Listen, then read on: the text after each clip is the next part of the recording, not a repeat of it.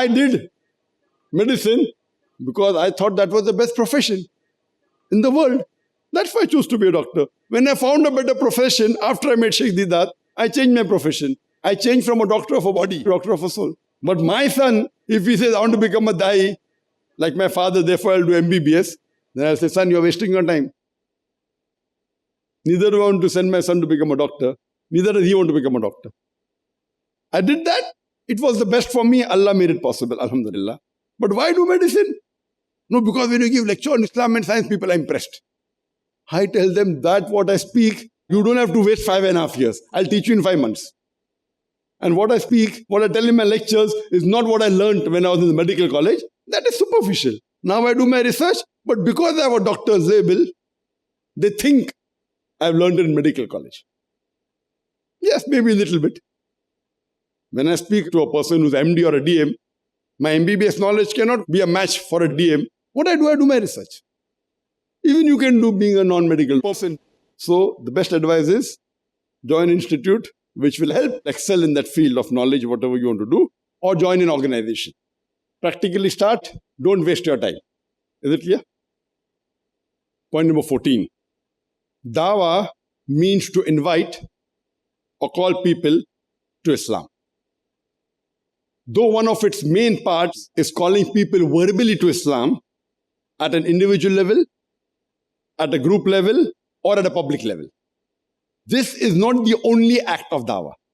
Though it's one of the most important acts, calling people verbally, it's not the only act. Dawah also includes calling people by deeds and by actions, including display of noble character, kindness, etc. Though we will not be specializing on Dawah by actions and deeds, inshallah, there will be a session dealing with it titled The Characteristics of a Dai. In the objectives, I'm telling you in detail so that you're mentally prepared for the next 32 days. If you have thought of something, I'm clarifying. This is a technique-based program, not a knowledge-based program. Dawah is a variety of types. Main is calling, we'll be concentrating on the verbal. There's Dawah by deeds, Dawah by actions, Dawah by character. We may just scratch the surface. That requires another speciality, another few days. But the main Dawah by calling. All the prophets called. Action was there, deed was there, very important, should be there. But all of them called verbally also, besides actions.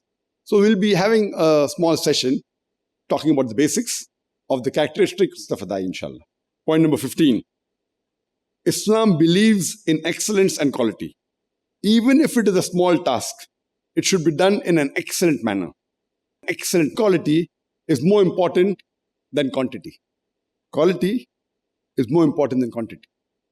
But if you can have both quality and quantity, in Hindi we say sone pe suhaga, that means it is alhamdulillah, super excellent. Quality is more important than quantity, but you can have quality in quantity, alhamdulillah, summa alhamdulillah. Point number 16. The International Dawah Training Program will inshallah be unique and will lay more emphasis on practical Dawah. It will incorporate techniques and strategies along with basic knowledge of Islam and other religions for the effectiveness of Dawah. Point number 17.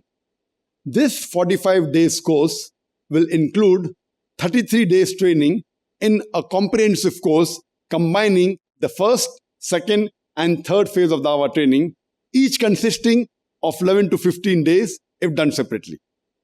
This is just for your understanding that the first Dawah training program I did in my life, that is in the mid-90s or 97, 98, was a one-day training program.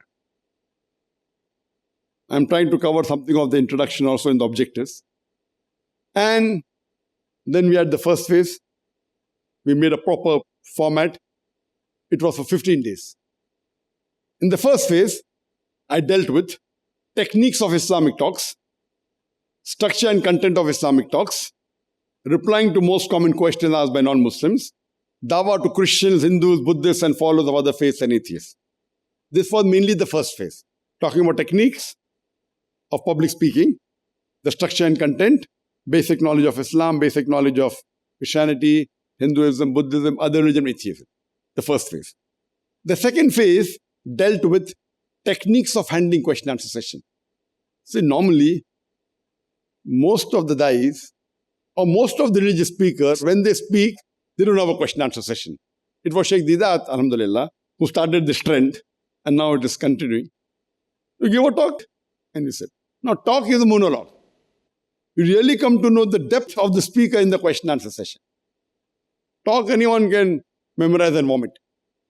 The real test is the question answer session. Therefore, in the first phase, we don't deal much with that. We just show the structure of the question answer session. But the techniques of handling question answer session and debating skills is dealt in the second phase. Techniques of handling question answer session, common questions asked by non-Muslims, and debating skills.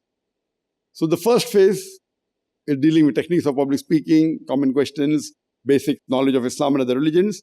Second phase, techniques of handling question answer session, more knowledge of other religions, and debating skills. The last international Dawah training program I had, about 16 and a half years back, was a 25-day training program. The second phase constitutes about 13, 14 days. When we combine both, the revision is not there. So it was a 25 days training program. 25 working days, spread over about close to 32 days. This time, we are including the third phase. There are many things in my mind, and the total to reach, if time permits, minimum 10 phases. Minimum 10 phases. So you multiply that by 11, 12, you can understand the number of days it requires. The third phase includes specializing of Dawah through satellite media, through social media, and setting up Dawah organization. So these features would be added. I haven't added in the end, I've interspersed it. So the first will be done on the 7th day, then you have the list of things that will be done. In the morning when you read the theme of the day for all the 33 days, it included Dawah through satellite media, Dawah through social media, setting up a Dawah organization. So inshallah, we'll be covering these points. The third phase has been spread over the complete training program.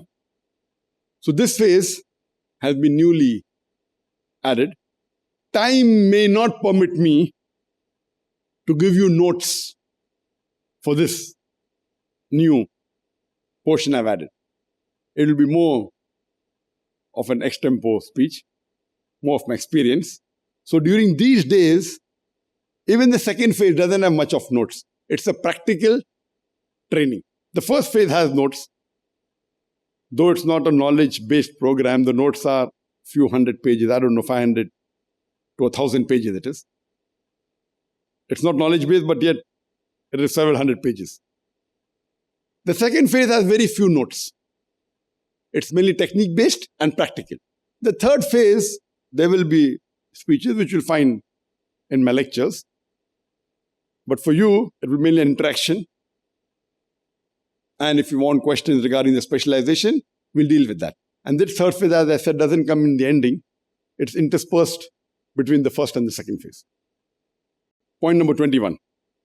This is a practical-oriented public speaking international Dawah training program to give to the participants the experience of professional public speaking. Each day of the training, as I mentioned to you, would be approximately for 8 to 9 hours. Though it's 8 hours mentioned in the day, but counting the extension done on some of the days, on average, it's 8 to 9 hours. Approximate 50% of the time of these 33 days, I'll be speaking from the stage. And that's more in the first phase. More than 50% I'll be speaking. Less than 5% would be taken by the other faculty. Whether Kalim is there, whether Athar is there, whether Naushad Nurani is there. All these other faculty put together would constitute less than 5%. And the balance 45%, you will be speaking.